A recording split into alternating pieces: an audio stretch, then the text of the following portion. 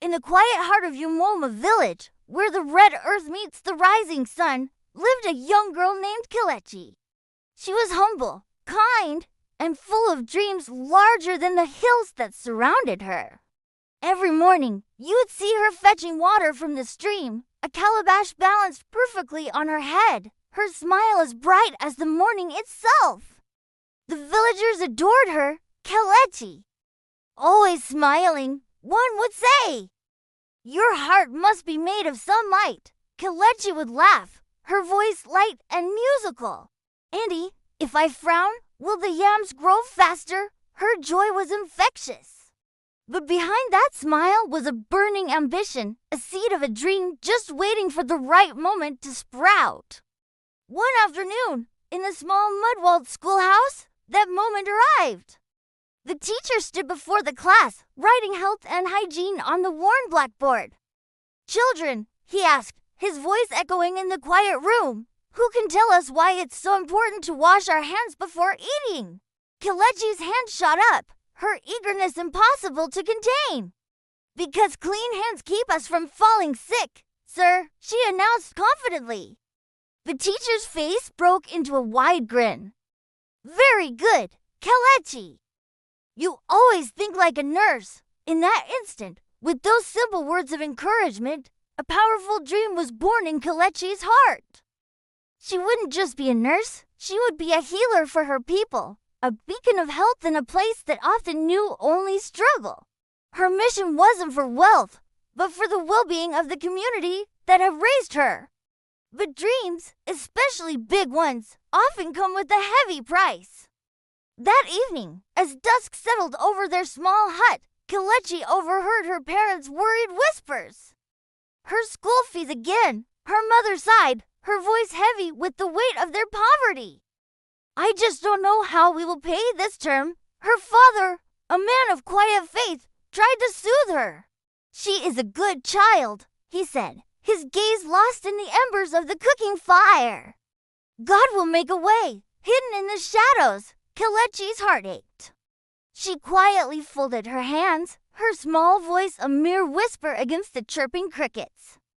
"God," she prayed, "please don't let my dreams die just because we are poor." Her plea was a testament to her spirit unbroken, yet fragile in the face of hardship. Just when it seemed her dream might flicker and die, the spirit of the community ignited a flame of hope.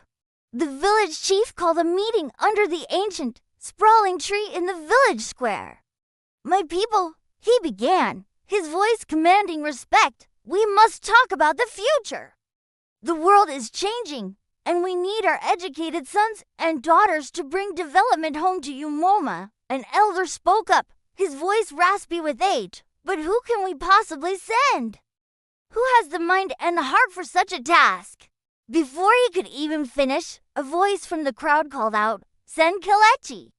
She is respectful, brilliant, and has a good heart." A murmur of agreement swept through the crowd, growing into a unified chorus. "Yes, Kelechi," the chief smiled, a look of profound pride on his face. "Then it is settled. Our daughter Kelechi shall go to school. We will sponsor her.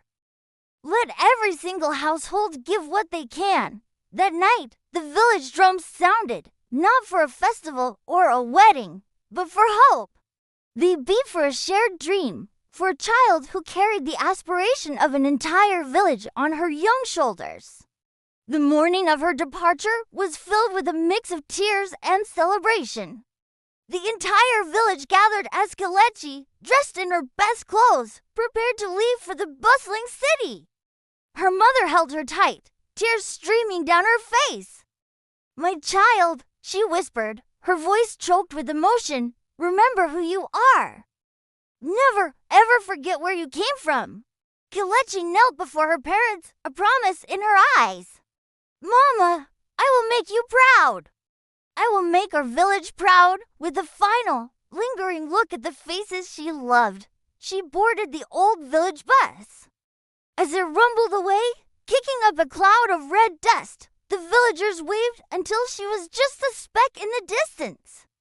A new chapter of her life was beginning, one that would test her in ways she couldn't yet imagine. Life in the city was a jarring contrast to the peaceful rhythm of Umoma. The nursing school was a whirlwind of noise, new faces, and relentless academic pressure. Kelechi, now in her crisp white uniform, often felt a deep pang of homesickness. She missed the laughter of her people, the comforting aroma of palm stew, and the profound calm of the village at dawn. But every night, as she studied by the flickering light of a candle, she would close her eyes and see the faces of everyone who believed in her, the chief, the elders, her parents, the entire village. Their collective faith was her fuel. Her roommate would often find her poring over books late into the night. "Kelechi, do you ever rest?" she'd ask, amazed at her friend's stamina. Kelechi would just smile, her eyes shining with purpose. "When my village is healthy," she'd reply, "then I will rest." Years of tireless effort and sacrifice culminated in one glorious day. At her graduation ceremony, the hall was filled with applause as students in pristine white uniforms celebrated their achievement.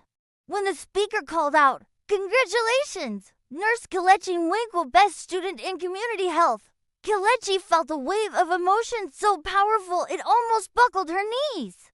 As she walked to the stage to receive her diploma, she fought back tears of joy and gratitude. Her dream, the one whispered in a prayer so long ago, had finally come true. She was a nurse. But as the applause echoed around her, she knew her journey wasn't over. Her heart, more than ever, longed for home.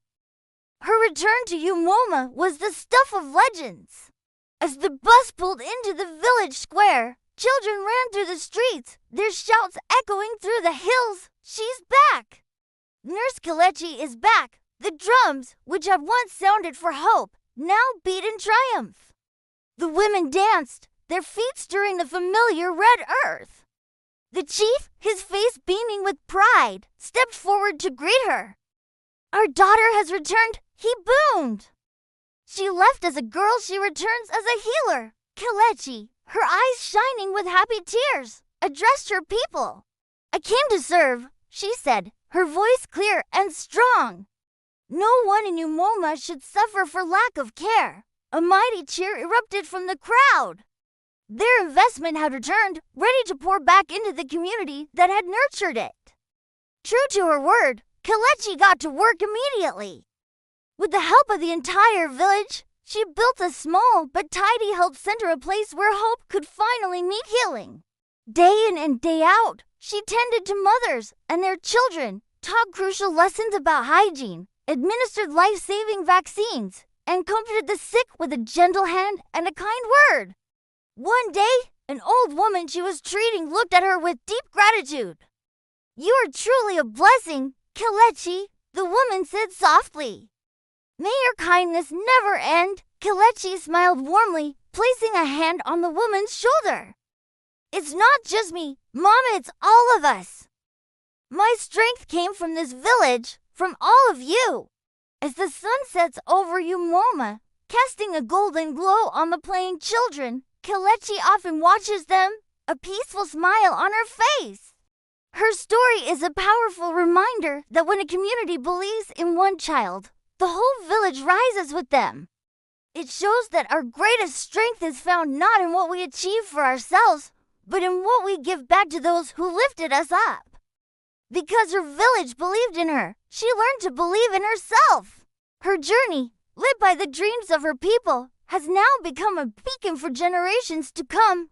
Thank you so much for watching Kelechi's incredible story. If her journey inspired you, please consider liking this video and subscribing to our channel for more uplifting content.